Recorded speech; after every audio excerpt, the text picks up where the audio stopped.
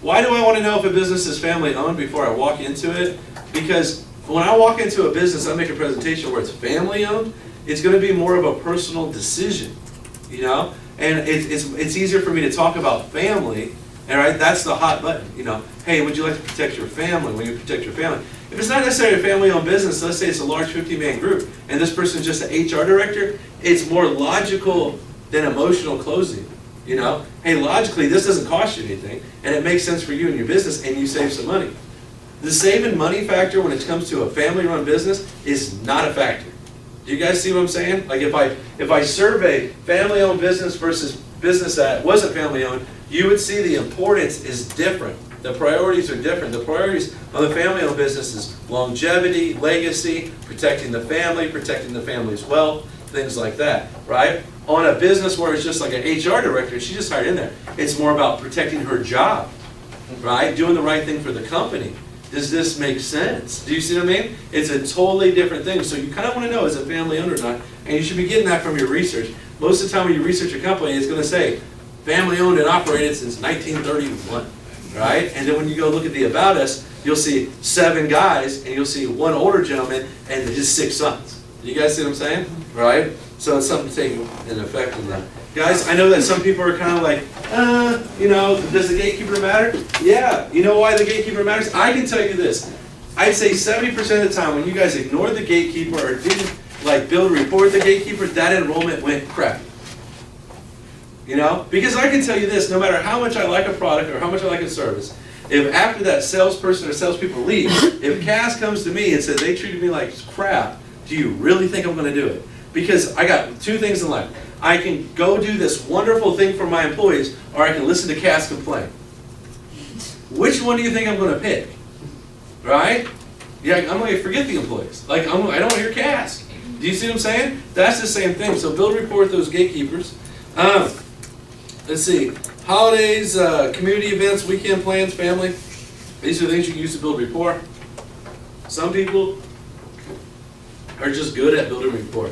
Right? And I saw you guys at the club, right? You know, there's a reason I had that party. You guys were building rapport everywhere. I saw it. You guys are all hugging and talking and getting to know this person. Half of you guys came and told me like, oh man, I love the owner and the GM and the bartenders. Well, great. Now I know you all can build rapport, so you can't tell me you can't. All right? We just have to do it without the alcohol. All right? So. Hi, I'm Aaron with Liberty. I work with business, helping provide valuable benefits to their employees. We'll help employees save on payroll taxes with no cost to business. I realize you may be busy, is now a good time.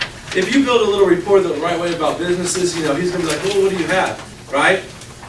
Here's a big thing. Don't make presentations standing up. So great, let's go to your office. Make sure you get to the office before you make a presentation.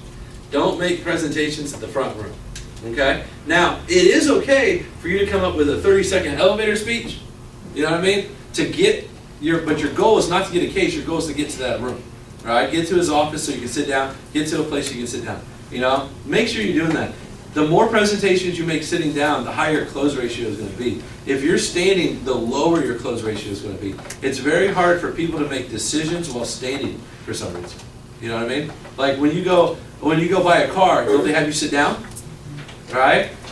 You know, when you go to the jewelry store and you're going to make a big purchase, don't they take you to a room and sit you down? Right, guys? Right, gentlemen? For those who didn't know that? Right? Do you see what I'm saying? Most big decisions are made sitting down, not standing up.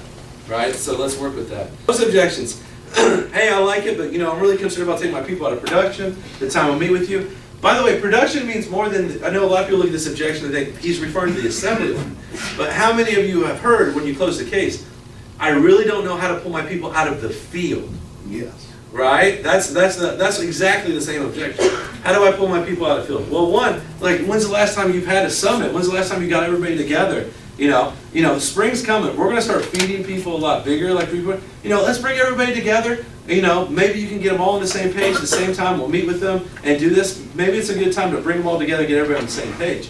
Sometimes just that suggestion would be like, you know, that does make sense. I've been meaning to try to tell everybody, you know, let's get on the same page, blah, blah, blah. You can make an event out of it. You know what I mean? And we're going to support that with, you know, food and the opportunity to get benefits. You know, also don't be afraid to say, hey, we can go to the people, you know. Based on what kind of construction they're doing, a lot of times they might have a construction trailer, right? They're usually white and orange. rehab hard hats, we can go do that. Let's say they're the construction where they're doing roofing and they're at residential houses or something like that, right? Get creative. You know, what time do these guys come by to pick up materials? Do you have a warehouse where everybody's, runs by every week to grab the shingles or to grab the roofing nails or anything like that? There's a lot of times these construction companies will say, actually, yeah, we do. We have a warehouse over here on Emerson. You're sitting at the facility, but they have a warehouse where everybody actually meets every morning. Because here's my question. You have a warehouse, right? Oh, yeah. Let me ask you, is there a coffee pot in that warehouse? Yeah. Guess what? Why would there be a coffee pot in the warehouse? Because guys are getting coffee there. Where should I be standing there to enroll? Right next to that coffee pot. Do you see what I mean? Right? And then we strategically can work with their schedule and say, look, we'll be at the warehouse. We'll meet everybody there. Tell them to come by. Tell them to bring the whole cruise. We'll have the donuts, right? We'll have some better coffee, and we'll meet them there. Does anybody have a problem doing that? Do you see what I mean? Get creative. This is not the time for you to say, you know what, we'll figure it out. I'll give you a call. I'll give you a text, right? Go outside, take a selfie, right? Put your filter on it, you know what I mean? And then submit it to the group meeting. That's not what you should be doing right there. Right now, you should be deciding, like, where's the enrollment? How's it going to happen? And feel free to get creative with it. You know what I mean? I mean, you guys could have some fun, creative, enrollment pictures. Like, I don't care if you guys have to wear an outfit or, if you have to wear jeans that day or you have to wear hard hats. You know what I mean? So let's get creative when you set up these enrollments. My employees can't afford it. That's exactly why I'm here. Because I know that you care about your employees. That's why you just gave me that objection. But what happens if one of them was to die in an accident? Here's what I can ask. Let me ask you this, and I'm just going to jump kind of into the enrollment. What are the 4 positions in your company? Right? So you got laborers. What do they make an hour? They make $8 an hour. Okay. All right. What do the supervisors of those guys make? They make $12 an hour. Okay. Well, here's what I can guarantee. These guys aren't making a lot of money, but the good thing is it means they don't need a lot of benefit. And let me ask you, what's the average age of someone making $8 an hour? I'm asking the group. 18, 20? Do these guys need much? Don't they need like an ADP, maybe a $10,000 life policy? Right? How much does a $10,000 life policy cost for someone who's 19? $2 a week, right? That's what I'm saying. The life insurance factor works with everything. If he's 18 or 19, maybe 10 grand, maybe you do this. Maybe I'm like, what I'm going to do? I'm going to get you a $5 grand or $10,000 life policy, but I'm going to add a $50,000 accident to it in case something does happen, because maybe you do have a girlfriend, maybe you do have a kid now. Do you see what I mean? It's very simple. Bring it down. You guys should have enrollments. You should have enrollments where this number is only $200 average, but you actually sold everything. Because the business you closed wasn't adequate paying. You know what I mean? You guys see what I'm saying? It's okay to have an enrollment because you take care of those people. Who knows where they're at in 5 years? Do you see what I mean? So it doesn't matter when they say, hey, I don't think my people can afford it. But one, we're not going to cross a certain threshold. And an 18-year-old guy costs $2 a week to have something. And what are you going to do if one of them has an accident? You can come out of your pocket, or I can handle that for you. It's just simply, information. Do you see what I mean? It's simply information. And if it's a family business, it is just a no-brainer. I know a lot of you guys are going to where people go, hey, I can't afford it. They can't afford it, but I really want them to get it. And you guys are jumping all over that. Well, you should bonus them. I'm telling you, stop doing that. Because some of you guys have closed cases where you're like, hey, let's bonus them. And then the enrollments aren't happening. Because the guy's sitting back and going, wait a second, how much is this going to cost me? You know what I mean? I'm having a hard time paying my electric bill. But this person just convinced me to have a new $400 a month payment. I can't afford that. Do you see the conversation I have later? Quit jumping on the bonus thing. Right? Stay away from it. Say, look, people can't afford what they should afford. If they're making $8 an hour, we're going to get them a $10,000 policy. You guys okay? Right? A $10,000 policy, maybe some accident, because we don't want that liability on you, Mr. Business Owner. Plus, I can tell you this, we're not going to sign anybody up for insurance who hasn't been here at least 6 months. So only your employees who you care about who have been here. Because obviously you wouldn't keep anybody here for 6 months you didn't like, right? Do you see how it all works together? It's very, very logical. That's how you guys need to think about that. I want to poll my employees to see if they are interested in buying. You know what? Why waste your time? I'll tell you right now. There ain't no one who wants to buy insurance. right? If right now, Mr. Business Owner or Miss Business Owner, if I said, hey, you never had to pay for insurance premiums again, would you take that opportunity? Yeah, it's like taxes. No one wants to buy it. It doesn't matter if they want to, it's that they should. Do you see what I mean? So I can save you 20 minutes. Let's sit down with your people. At least we're going to do this. You have 10 people here. That's probably $70,000 worth of free benefits we're going to pass out. That's going to be our gift from us to you, which you're going to give to your employees. That's how the best way to do it. You know, if he comes back and says, well, you know, let me go ahead and ask them, you haven't closed it. He's using that objection as a no. It is not, I really want to pull my employees. And I'm telling you, 80% of the time, that's probably it. Right? You haven't closed it. So here's what I would do. Well, let me pull my employees. I'd go with the, well, let me tell you, they're going to say no. It's like taxes. Who wants to buy insurance and taxes? No. Oh, he comes back with it. Let me ask you, what is really holding you back? Right? What would it take today for me to get a yes from you, get an enrollment set up, get the paperwork approved, and get you on my calendar? You know, I stepped in a meeting earlier, and people were talking about being more aggressive on set up the enrollments. You know, you do, but it's with words. Right? So I would always be like, I need to get you on my calendar. My calendar is filling up. You know, I need to get you on our calendar.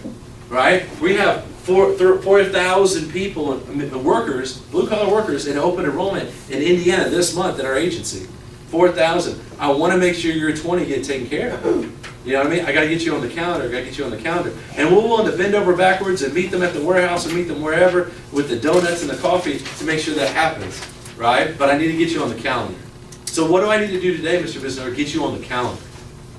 Well, I don't know. I really just want to ask if they want it. I'm telling you, they're going to say no.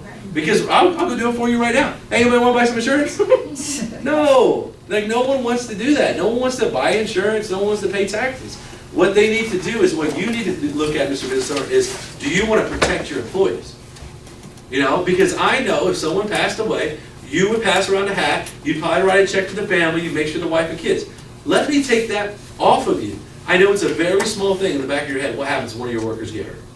Right? But it's there. Let me take that liability off your back. Let me sit down, let me get you on the calendar, and let's make this work. You see what I'm saying? Because when people are saying no, you need to recognize it and ask them, why no? What do I got to do to get to a yes? You know? It works the same way when they're like, oh, I need to ask my wife. You know, you're sitting down, you're enrolling, you're educating people. I need to ask my wife. Well, let me ask you a question. After you go to your wife and say, for $10 a week, you're going to buy, you know, $20,000 worth of group term life, what do you think she's going to say? Just ask. Right? Do you guys get that? I need to ask my wife. Right? Or I need to see what my wife has. Well, let me ask you this. After you go home today and sit down with your wife, you know, and say, hey, we're going to get this term to 100. We're going to go over some benefits. Some of the features and benefits. What do you think she's going to say? Right? If they go, well, I think she's going to say yes. Say, great. There's no reason not to do it now, because now you get to go home and say, hey, honey, this is what I did for us and our family. Because when's the last time you thought of your wife and family in this level? Do you see what I'm saying? Right? That's the words to use. If he goes, well, I think she'd say no. He doesn't know what she's going to say. If he thinks, I think she's going to say no, he's saying no. You haven't convinced him yet. Really, why do you think she'd say no? The next thing out of his mouth is likely his real objection. Well, I think it costs too much. So what do you guys do when it costs too much?